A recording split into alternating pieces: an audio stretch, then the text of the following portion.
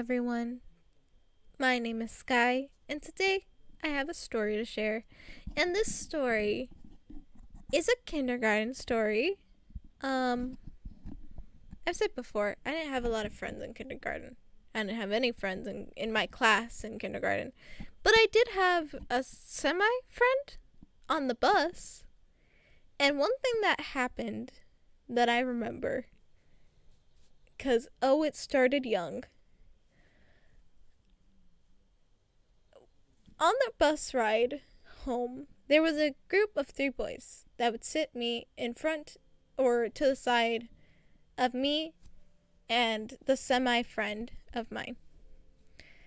And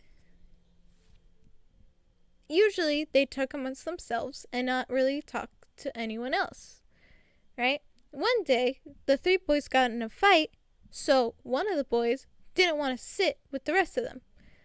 I'm going to call him Jared. Jared sits down next to me because, we're right next to where the boys are. And he's like, I'm so mad at them. He's just annoyed at them. And he's like, they suck. And I'm like, well, they're your friends. I don't think they suck.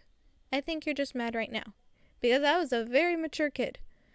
And he's like, yeah, I guess you're right. And he kind of sits there. And I sit there, and I don't really say anything. I just look out the window, and I'm like, And then the next day, he sat down next to me again. And I was like, oh, you're still fighting with your friends? He's like, no, I just wanted to sit here. I was like, okay, I guess he liked the fact I was quiet. Fair enough. So I'm just kind of, this goes on for about a week, and he's like, the next week, we get on the bus, and Monday to Thursday, he sat down next to me, and this time, he's actually talking to me, so I've talked back, because, hey, I'm quiet, but I'm not that quiet. So, on Friday, he gets on the bus with a dandelion. And he goes to me, and he's like, Skylar, yes, I want to marry you.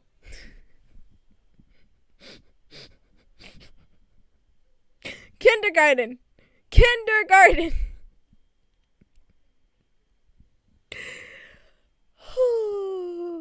And you know what I said? I said sure. I also asked him why, but I also said sure. And his reasoning was, you're very nice, and you're quiet, and I was telling my mom about you, and she said that I must like you because you're really pretty too. Okay then. So I was like, sure, let's get married. And he's like, okay, come meet me at my house on Saturday. You want to know something? I didn't know where he lived. His plan was it was so good. But yeah, Saturday rolls around, and I obviously didn't show up because I kind of forgot about it. I'm gonna be real. But he gets on the bus on Monday. He's like, you didn't show up. And I was like, I'm sorry, I didn't know where you lived. He's like, oh, well, that makes sense. And then he went back to talking with his friends and sitting with his friends. And me and the semi-friend end up sitting back together once again. And that was it. Nothing else happened. Never talked to him again. Never asked anything about him again. It was very much a child thing of,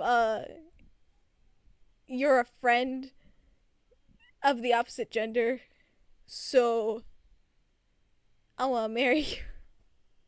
I'm sure when the mom told him that he must like me because I'm pretty, it was a joke, like, oh, you like her, like something like that. But it's still pretty funny. I completely forgot I was proposed to. Hey, if it makes him feel better. I mean, he's the only fiance I'll ever have, so congrats. Wherever he is, I hope he's happy, and I hope he's got a wonderful partner. Anyway, I hope you enjoyed. I hope you have a wonderful day.